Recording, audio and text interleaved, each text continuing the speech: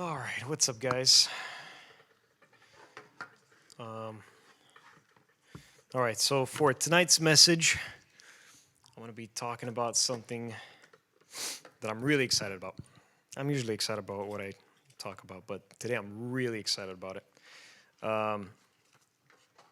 And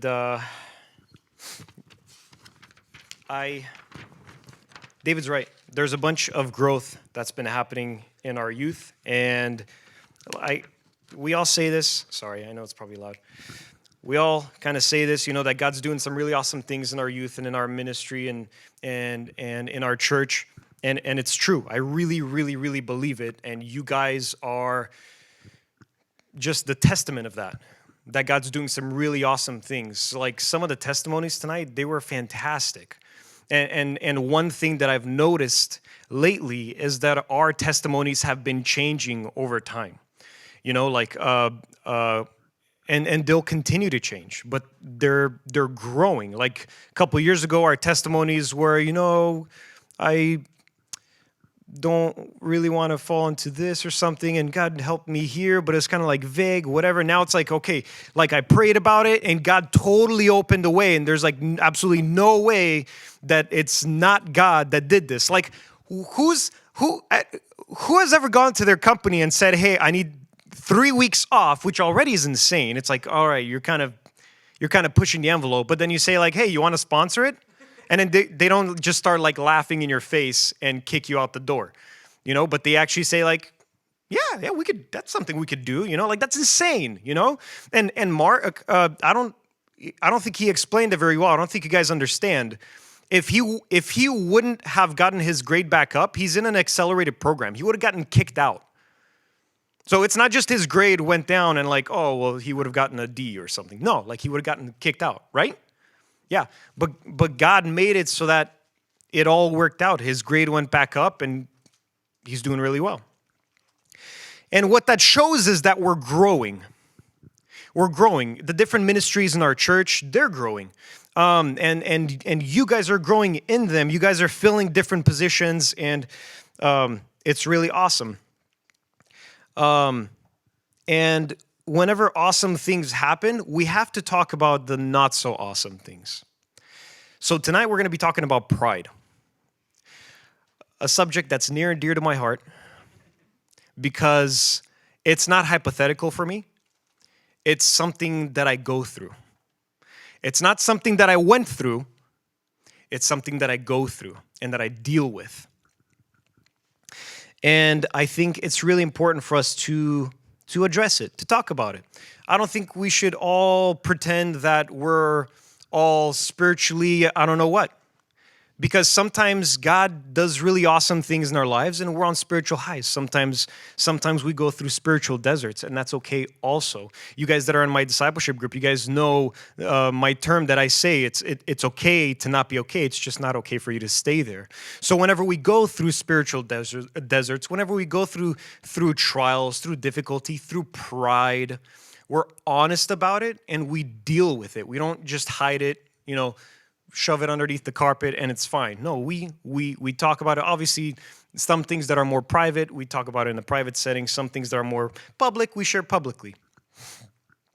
So in tonight's message, we're going to be talking about pride, and we're going to be talking about King Uzziah, which is one of my favorite stories in the Bible. It's not my favorite, but it's one of my favorites, and you'll find it in 2 Chronicles chapter 26, and we're going to read the majority of it.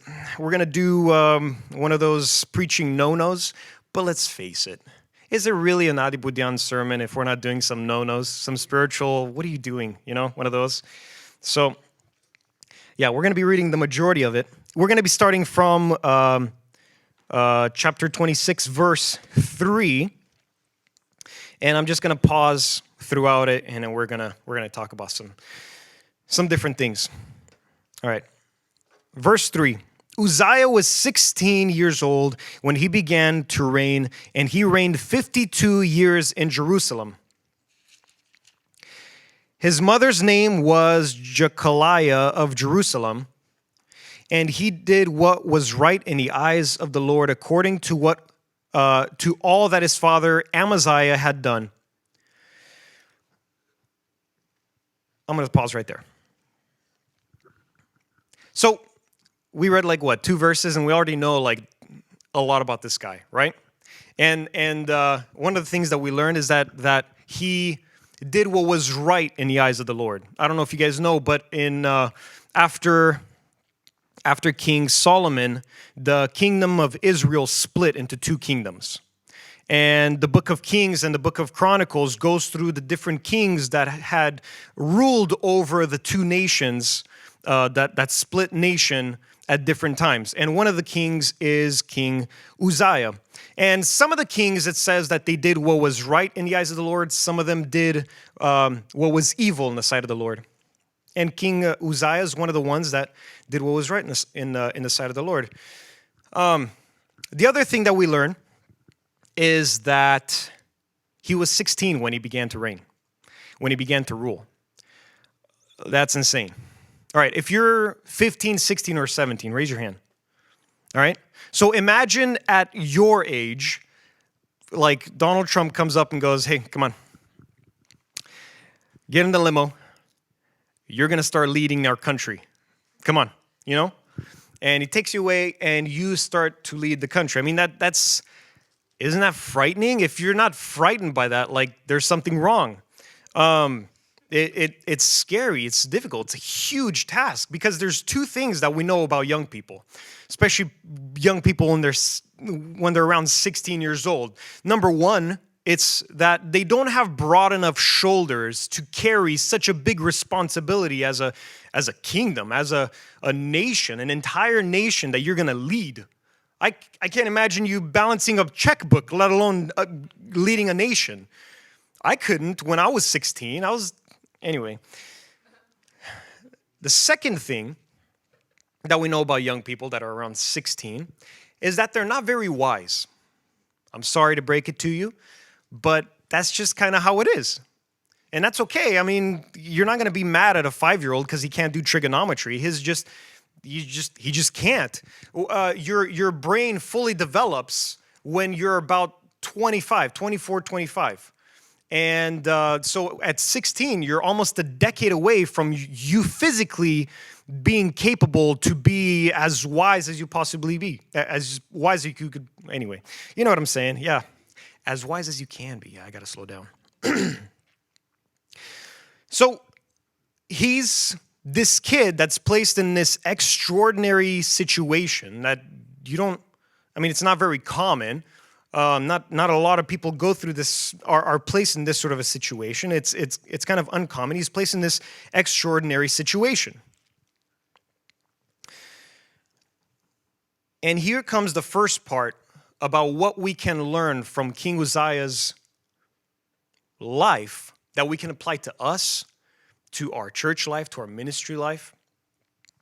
And that's that sometimes we can find ourselves in an extraordinary situation where there is a lot being asked of us.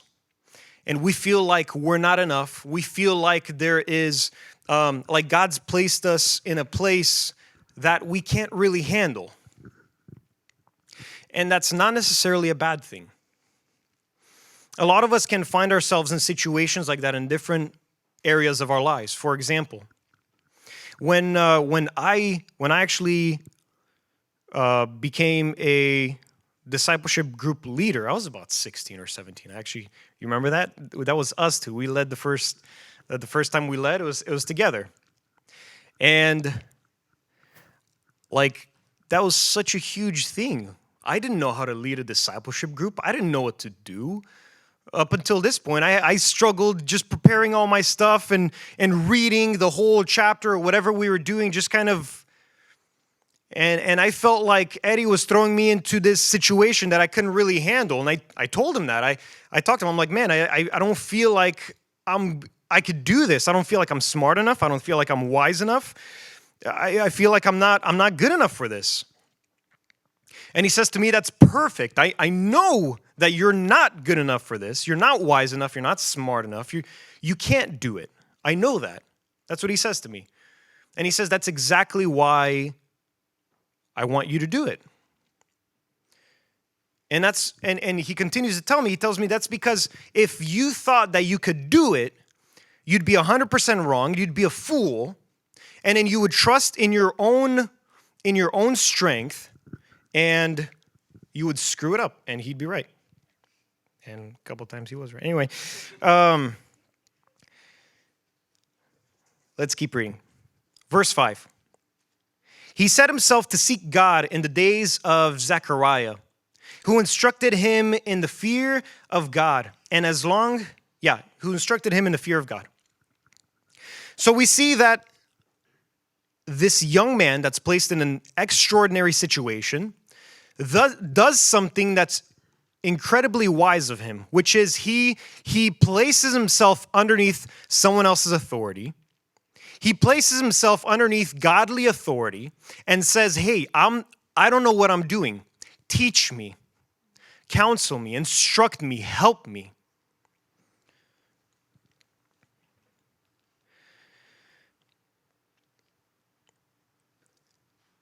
Whenever we find ourselves in those sort of situations, because let's face it, all of you are going to be in situations like that. If you haven't already, which a lot of you have been, all right? You're placed into a ministry that you don't really know much about. You're placed into a position there's a couple of people that are relying on you. And look, every single one of you guys are talented. You guys are smart. Everyone, as our church continues to grow, which it will continue to grow, as we move into the next building across the parking lot, our ministry will continue to grow. Departments will continue to grow. More positions will continue to open, and more of you will continue to fill those positions, whether it's in the youth ministry, whether it's in worship ministry, whether it's in all the different ministries, sound ministry, everywhere. You guys are going to find yourself in different situations where you're not good enough. And you'd be right, in the smallest of ministries.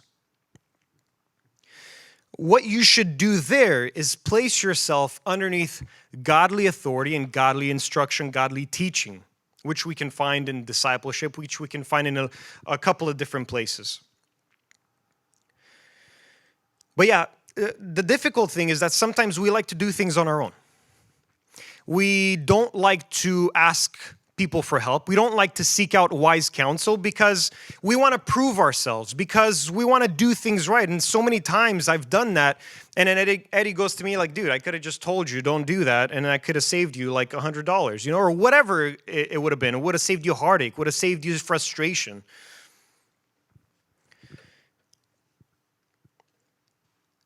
Don't think that you could just do everything.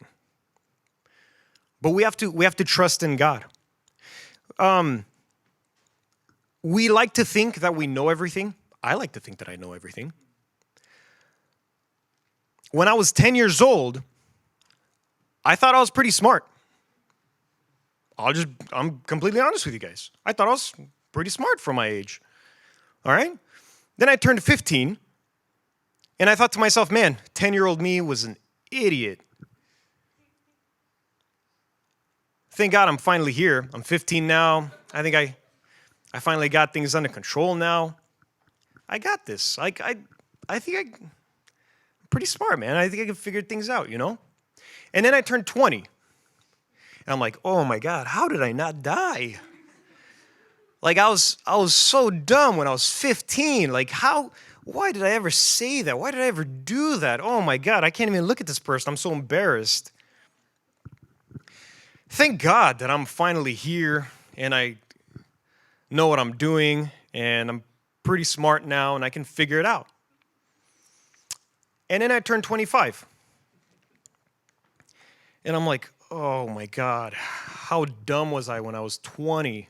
Oh my goodness, I did the dumbest things. Why did I invest so much time, and I wasted time? Why didn't I invest it in good things? Why didn't I read the Bible a couple times? I could have known so much more about Scripture. I could have invested in preaching classes. I could have been better at preaching to you guys, at delivering messages. I could have known more information. Did I give better content so that you guys are more blessed? How much could I have invested? But I kind of got it now. And my point is that I'm going to turn 30. And I'm going to think to myself, someday, God willing, I'm going to turn 30. And I'm going to think to myself, man, 25-year-old me was so dumb. Why did I do that? And I'll have all of these things that I'll be like, oh my goodness. What I'm trying to say is, we always think that we know everything. We always think that we got it.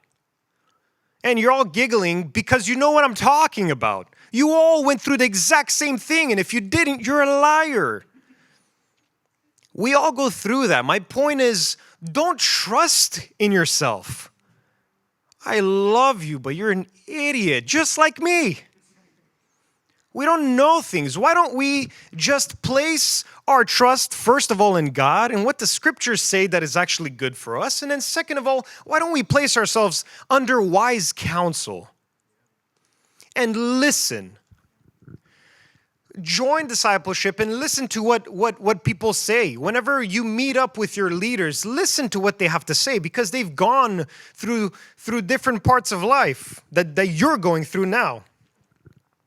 I'm not just preaching to you. I do this, okay? Like my disciples know, whenever I meet with Eddie, if I have a differing opinion, his overrules my opinion. Doesn't matter what God told me. If I feel like I prayed, and I got to be careful how I say this. If I feel like I prayed, and I really feel like God's telling me, man, I really need to do this. But then I go to Eddie, and he tells me, hey, man, I don't think that's the best thing for you. And I explain to him, man, this is what I prayed, and I feel like this is what's best. And he goes, man, I really feel like it's not good for you. Eddie's decision overrules what I thought God said to me. You want to know why?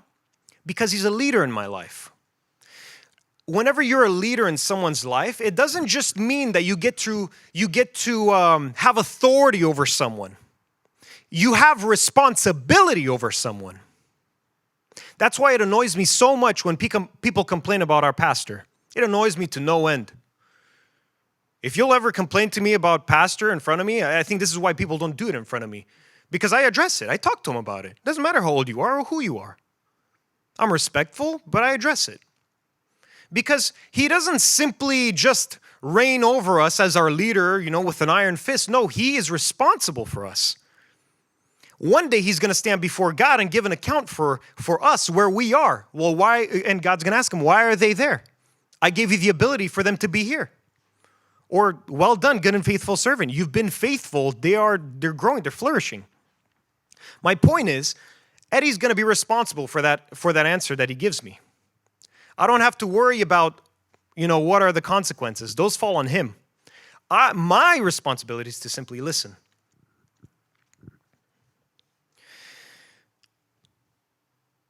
Let's keep going. Verse 6, it says, he went out and made war. Oh, sorry, let me finish 5. So he set himself to seek God in the days of Zechariah, who instructed him in the fear of God. And as long as he sought the Lord, God made him prosper. He went out and made war against the Philistines and broke through the wall of Gath and the wall of Jebneh, I think that's how you say it, and the wall of Ashdod. And he built cities in the territory of Ashdod and elsewhere among the Philistines. And we'll pause right there. And next, we're going to talk about action. How first he's placed into this extraordinary situation. Second, he realizes this and has the wisdom to place himself under godly authority and godly instruction. And next, what he does is coming out of that godly instruction, it comes this action. And what we can learn from his life here is that in us, in our ministry, in our lives, there has to be action. So first, you find yourself in this this extraordinary place where you're challenged. You can't possibly succeed in this place because it's so big, but you have the wisdom and the realization, okay, God, I know I can't do this, so lead me, help me, God. I need you. By myself, I'm going to screw this up. You place yourself under godly instruction, under leaders. Say, help me. I don't know what I'm doing. Give me wisdom. You've went through this. What can I do here? Is this the right thing to do? Is this the right thing to do? And then as you are guided by their instruction, you should be led to action. Now, that action can be found, can manifest itself in different ways. Sometimes that action is just pursuing God. Just pursuing God in prayer and in fasting and in scriptural reading and in eliminating different spiritual junk foods from your life and just focusing more and more on God and what He has to say and what He has to lead you to. And as you do that, like you just, I'll tell you personally, like you just think of stuff. They just pop into your mind. You're like, oh my God, I need to do this. Oh my God, like that, why didn't I think of that before? Yeah, I could do that. I can go here, I could do that. And then that'll do this. And then it's like a little, you start playing chess in your mind. You're like, oh my God, like, oh, I think we could do this. And then that'll grow him here. And that's going to, oh my goodness. And you get this godly revelation of what possibly could be. And then you get to work. Just like Uzziah. Uzziah got to work. He went out, he made war, he built up walls, he broke down walls, he got to work. I don't know, did I already? No, I don't think I already read it, but it talks about how he raised up armies. He started becoming more and more wealthy. He started becoming more and more blessed. He started working, just, I don't know how else to explain it.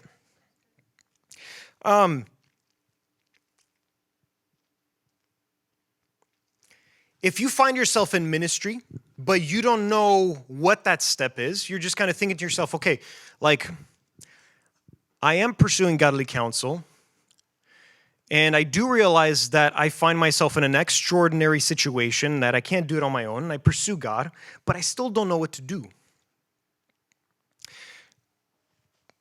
Refer to the previous step, which is lean on God. You still feel like you don't know what to do? Keep talking to God about it. Maybe what you need to do is invest in yourself. What he did was, what Uzziah did was not just simply go out and make war, go out and try and move the kingdom forward, but he also tried to reinforce the kingdom, which is what I was talking about, how he built up walls, he raised up armies, he gave them armor, he equipped them, he fortified his kingdom. And he was blessed.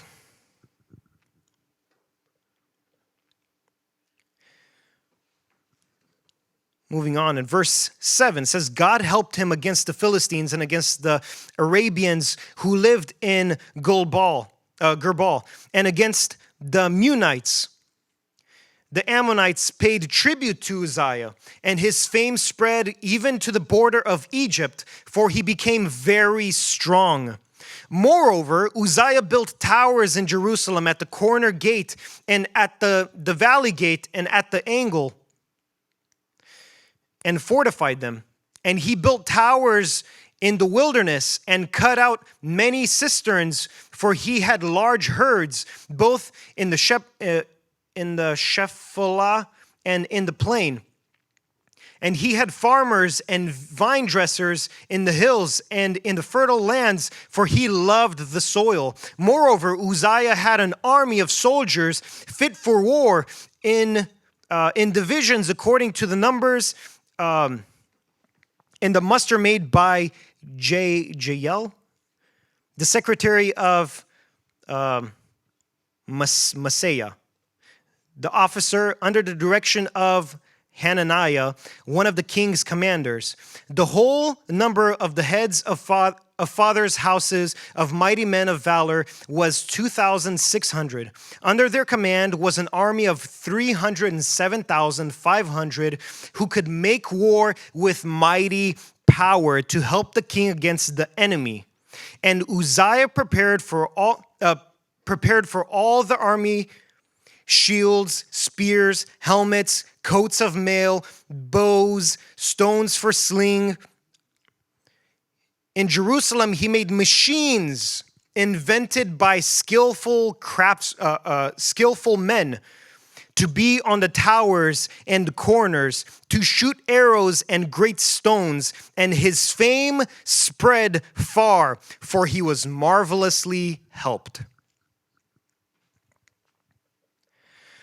God blessed him. Did he bless them or what?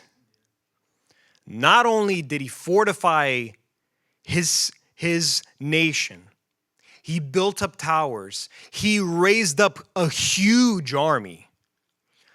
He made for them weaponry and armor. He even had skillful men creating machines on towers to throw spears and rocks. At this time, this is like the Apple of that time, okay? This stuff is like, whoa. All right, God blessed him tremendously, immensely. He prospered in every single way. And now we reach like the climax of the sermon of his life. I didn't finish the last verse. It says, in Jerusalem, he made machines invented by skillful men to be in the towers and the corners, to shoot arrows and great stones, and his fame spread far, for he was marvelously helped till he was strong. Till he was strong.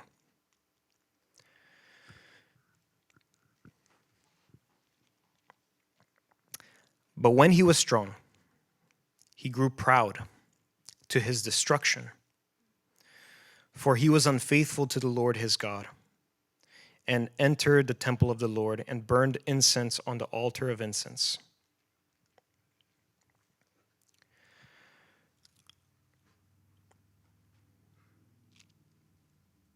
I think it's safe to say all of us, when you are placed in an extraordinary situation, in a ministry where you can't possibly do it on your own, and God blesses you immensely and grows your ministry and changes other people's lives because of you, because of what God's doing in you and through you. We all have a tendency to fall into the trap of pride. It's nothing to hide from. You should try and steer clear of it. But the reality is, you're probably going to drive right through it, just like I have many times. So what my advice to you is, don't try to pretend like it's not happening. Set for yourself markers, different flags that'll go up whenever certain situations happen. For example, one of the markers that I've placed in my life is that when I think that other people need to respect me more than they do, right then and there, a little flag goes up in my mind that goes, that's weird. Why does anyone need to respect me? What have I done that's so great that I am worthy of respect? Aren't I a servant? Isn't that why I serve? Isn't that what my ministry is about? Serving others? Why do they need to respect me? What am I, some like overlord or something? That's a flag that goes up in my mind that says, hey man, this is an indication that you might be growing proud, because you're never going to notice. You're never going to notice until it's too late that you're being proud, that you're being arrogant. Some other things that we start to say whenever we begin to become proud is, I got this. I got this. I could do this. There's no problem. Yeah, man. I don't even prepare for it anymore. I could just get up here and do it. Yeah, I don't need to practice my message. For what? I got this. Come on, man. I'm really good at this. Another thing that we have a tendency to say is, I don't need them. I don't need you. You're not going to respect me? That's fine. Go. The door's right there. I don't need you. I can do this. I got this. Why can't you do that? I'm doing it. What's so hard about it? Why can't you do it?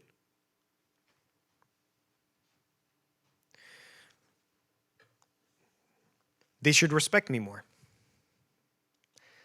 I did this. You see this? You see this? I did that. You didn't do that. I did that. You should respect me more. And we have a tendency to go down this really nasty path.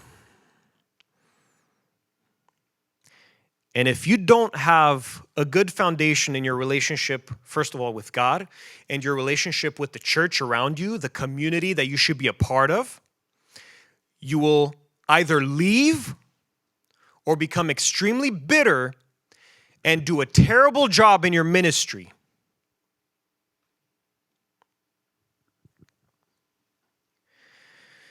So we have to be careful.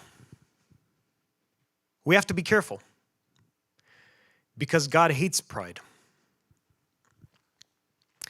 King Uzziah thought that he could do it. I got this. King Uzziah was not allowed to go into the temple and make sacrifice because he was not of the priestly lineage, which God said only those of the priestly lineage are allowed to come in and do the work of the temple, burn sacrifice and whatever. King Uzziah, I got this. I could do this. Haven't you seen what I've done? I've built machines on towers.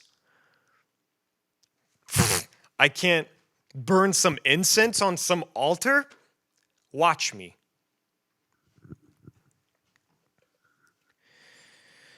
But Azariah the priest went in after him with 80 priests of the Lord who were men of valor, and they withstood King Uzziah and said to him, "It is not for you, Uzziah, to burn incense to the Lord, but for the priests, the sons of Aaron, who are consecrated to burn incense. Go out of the sanctuary, for you have done wrong, and it will bring you no honor from the Lord God." We need people like that in our life, that are willing to be brutally honest with us. I need people in my life that are willing to tell me that I'm being stupid because they love me. Because they love me, they're willing to hurt my feelings.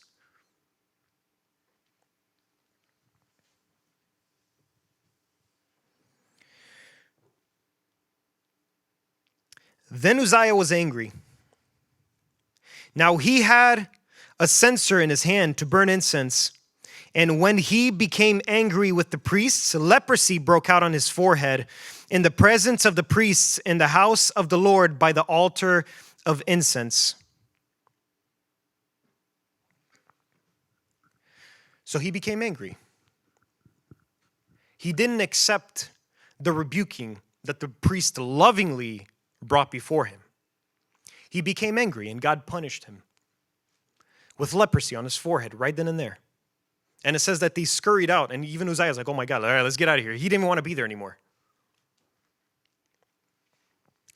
Sometimes God is loving, and he rebukes us by giving us a hard kick. Sometimes, which is the most terrifying of all, God will allow you to continue in your stupidity.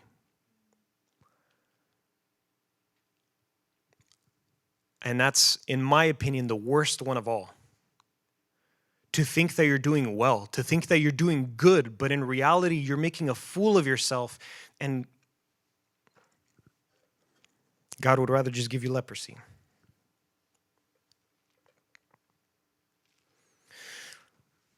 So on that note, we'll finish. No, I'm just kidding. That's a terrible note to finish on. When you find yourself in pride like that, which I can admit, I've found myself in pride like that.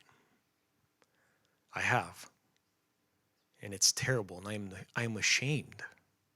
Those are some of the things that I think back to myself, and I'm like, man, why did I ever do that? I feel so ashamed. Why did I do that? Why do I have to be so... And what's so fantastic about God is that he's so redeeming. No matter where you are, he's willing to reach down in the ugly, in the muck, in the dirtiness, and take you out of there and be loving with you by smacking you over the head. I'm going to read for you about one of my favorite characters in the Bible. And his name is King Nebuchadnezzar. I know it's a really weird one. Like, that's your favorite character in the Bible? It's one of them. But yeah, King Nebuchadnezzar. Because I see so much of myself in him without the success. Got to add that. It's found in Daniel chapter 4, verse 28. And I'm going to read probably I'm going to read all the way to the end. And I'm going to read an NLT. It's better in NLT. Don't judge me, okay? Okay. Give me a sec. Okay, Daniel chapter 4.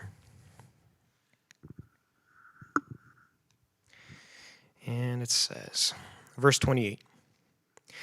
It says, but all these things did happen to King Nebuchadnezzar. 12 months later, he was taking a walk on the flat roof of the royal palace in Babylon. As he looked out across the city, he said, Look at this great city of Babylon. By my own mighty power, I have built this beautiful city as my royal residence to display my majestic splendor. While these words were still in his mouth, a voice called down from heaven, O King Nebuchadnezzar, this message is for you. You are no longer ruler of this kingdom. You will be driven from human society. You will live in the fields with the wild animals, and you will eat grass like a cow. 7 periods of time will pass while you live this way, until you learn that the Most High rules over the kingdoms of the world and gives them to anyone he chooses. That same hour, the judgment was fulfilled, and Nebuchadnezzar was driven from human society. He ate grass like a cow, and he was drenched from the dew of the heaven. He lived this way until his hair was as long as an eagle's feathers, and his nails were like birds' claws. After this time had passed, I, Nebuchadnezzar, now it's Nebuchadnezzar talking, I, Nebuchadnezzar, looked up to the heavens. My sanity returned, and I praised and worshipped the Most High God and honored the one who lives forever. His rule is everlasting and his kingdom is eternal. All the people of the earth are nothing compared to him. He does as he pleases among the angels of the heaven and among the people of the earth. No one can stop him or say to him, what do you mean by doing these things? When my sanity returned to me, so did my honor and my glory and my kingdom. My advisors and nobles sought me out, and I was restored as head of my kingdom with even greater honor than before. Now I, Nebuchadnezzar, praise and glorify and honor the King of heaven. All his acts are just and true, and he is able to humble the proud.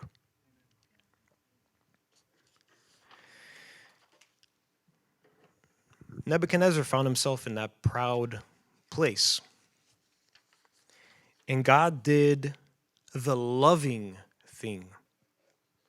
And he rebuked him hard. And when his sanity came back and he was allowed back into the kingdom, he praised God. He finally saw God for who he was, and he saw himself for who he was. He finally understood that God leads you into whatever you do. Whatever blessing you have, whatever ministry you succeed in is from God. And through him, we can see that God restores. God's loving. God loves us. If I can invite you guys to stand. And I'll pray us out real quick. God, help us. Lord,